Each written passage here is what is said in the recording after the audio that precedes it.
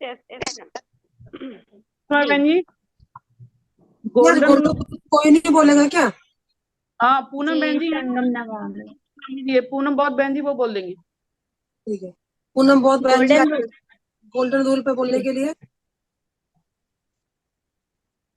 पूनम बहुत जी बहन। संगम नमामि सभी को। संगम नमामि संगम बहन जी। नमामि जी।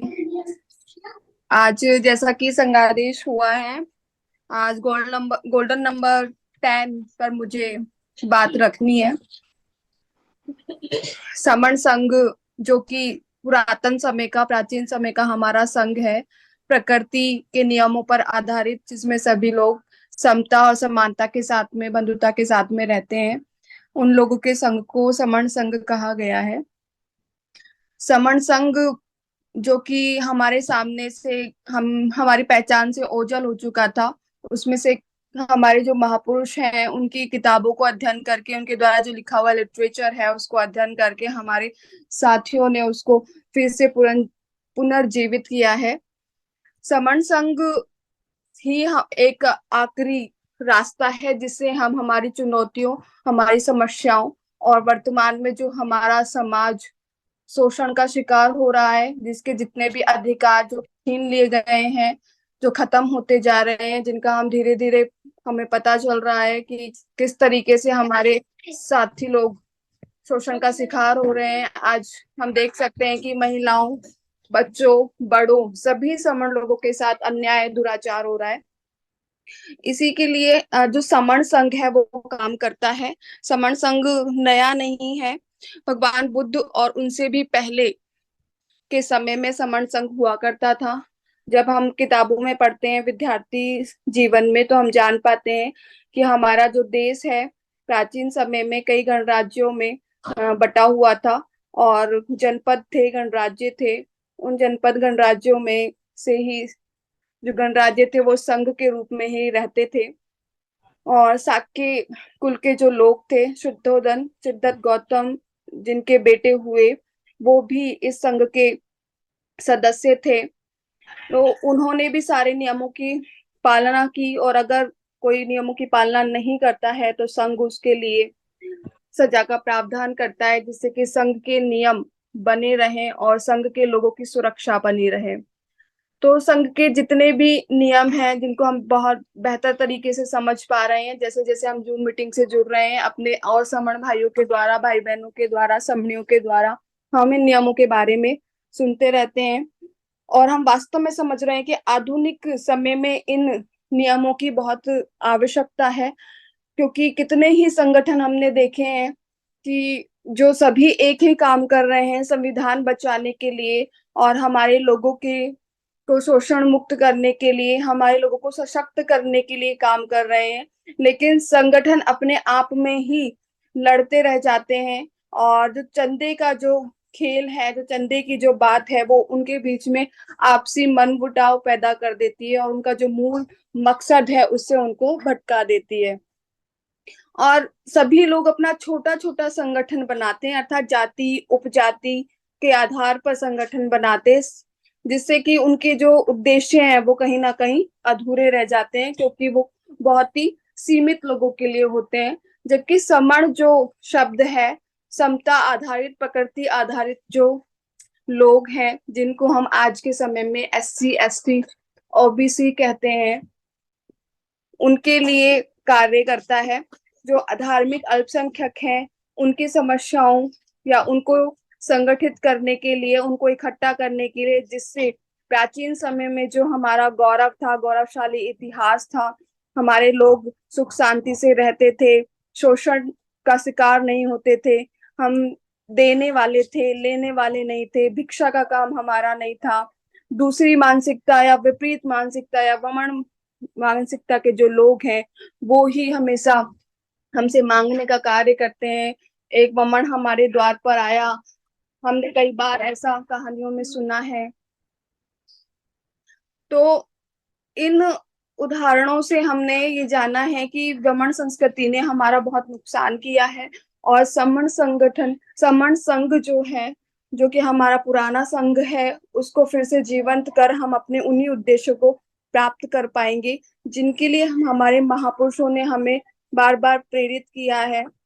जैसे कि हमारे बाबा साहेब जो हैं वो भी कहते हैं, हमें संगठित होना है, इकट्ठा होना है। संगठन का मतलब केवल जो आजकल जो संगठन चल रहे हैं उनसे नहीं है, बल्कि एक विशाल संघ जहां पर SC ST OBC के सभी लोग एकत्र होकर इकट्ठा में प्रेम पूर्वक भ्रातृत्व की भावना, बंधुता की भावना के साथ में रहते हैं, समता की भावना के साथ में रहते हैं। इसको समण संघ कहा है। समण संघ जो है वो सभी समण समणियों के कल्याण की बात करता है। इसका पंजीकरण की बात, जो नियम है कि इसका पंजीकरण कभी भी नहीं किया जाएगा, क्योंकि जो बड़ी विशाल जो चीज होती है उसका पंजीकरण कहीं नहीं कराया जाता है। उसकी तो अपने आप समाज में मान्यता हो जाती है कि ये अपने आप में कोई एंटिटी है, इसको किसी को पहचान की जरूरत नहीं है, ये अपने आप में विशाल पहचान रखती है। तो ये जो 10 गोल्डन नियम है, उन गोल्डन नियमों को कभी भी खत्म नहीं किया जाएगा, वो कभी भी परिवर्तित नहीं हो सकते, ऐसा हमारा 10वां नियम है। क्योंकि अगर हमें किसी भी चीज को खत्म करना है तो उसके नियमों को अगर हम खत्म कर देते हैं तो वो अपने आप वो चीज खत्म हो जाती है। जैसे कि हमारा संघ है, इसके जो आधार स्तंभ ये 10 गोल्डन रूल है, अगर इनको हम मानना बंद कर दें, इनको फॉलो करना बंद कर दें, हमारे बच्चे इनको भूल जाएं जैसे कि हम भूल गए थे, अगर इनको हम भूल जाएंगे तो ये जो पूरा संघ है ये अपने आप खत्म हो जाएगा। तो हमें अपने संघ को अगर बरकरार रखना है तो इसके जो गोल्डन नियम है उनको हमेशा इसी तरीके से बनाए रखना होगा, जिससे कि ये अपने सही तरीके से कार्य कर सके, संघ अपने आप में अपनी अस्तित्व को बनाए रखे। वरना लोग खराब करने के लिए बहुत होते हैं, जिससे कि जो हमारा मकसद है वो पूरा ना हो सके। तो वो संघ के नियमों में कुछ ना कुछ परिवर्तन करवाना चाह सकते हैं, जिससे कि संघ जो है पूरी तरीके से खत्म हो जाए। लेकिन संघ के ये गोल्डन नियम बनाए गए हैं, वो उसका 10वां नियम इसीलिए नियम रखा गया है। ये जो नियम है अपरिवर्तनीय है, इनको कभी नहीं बदला जाएगा। जब आधारशिला और नींव मजबूत रहेगी, वो कभी भी बदलेगी नहीं, तो ऊपर जो भी संघ निर्मित हो रहा है वो हमेशा बना रहेगा, उसमें कभी भी कोई टूट फूट नहीं होगी। वो एक मजबूती लिए हुए नियमों का स्तंभ है, उसका आधारशिला जो कि हमेशा उसे मजबूती प्रदान करेगा। तो संघ कभी भी इन नियमों में परिवर्तन नहीं करता है, बल्कि संघ जो है अपने समण समणियों के कल्याण के लिए और नए नियम बनाता है, जो इन्हीं नियमों पर आधारित होते हैं। और समय के अनुसार छोटे नए नियम बनते हैं, उनको लोगों के सुख के लिए या उनके उत्तम भविष्य के लिए उनको बनाया जाता है। और उनमें हमेशा परिवर्तन हो सकते हैं अगर उनमें आवश्यकता हो, जो नए नियम बनाए जा रहे हैं। लेकिन ये जो आधार नियम है, आधारभूत नियम है, इनमें कभी भी परिवर्तन नहीं होता है। तो ये जो 10वां नियम हमारा कि ये जो है विनय संघ का आधार है, ना कभी बदला जाएगा, ना कभी खत्म किया जाएगा, और ना ही कभी अमान्य किया जाएगा। ये बेहद जरूरी आधारशिला है हमारे संघ की, क्योंकि अगर इसमें ही परिवर्तन हो गया तो संघ अपना मूर्त जो रूप है, उसका असली रूप है, वो ही खत्म हो जाता है। और अगर वो खत्म हो गया तो हमारा अस्तित्व भी संकट में आ जाता है। तो ये जो नियम है इसको हमें बनाकर रखना है। अपने साथी, दोस्तों और जितने भी अपने परिचित हैं, पहचान वाले हैं, उनको हमें संघ के नियमों से परिचित कराना है, और जिससे कि वो भी संघ के नियमों को जान सके, समझ सके, अपने पुराने समण संघ को समझ सके, गर्व कर सके अपने इतिहास पर, अपने पूर्वजों पर कि कितना गौरवमयी उन्होंने हमारे लिए समय बनाया, कितने बुद्धिमान थे वो, कितने आगे की सोच रखने वाले थे वो, कितने अच्छे विचार थे उनके, कितने भ्रातृत्व की भावना से और बंधुता की भावना से वो लोग रहा करते थे।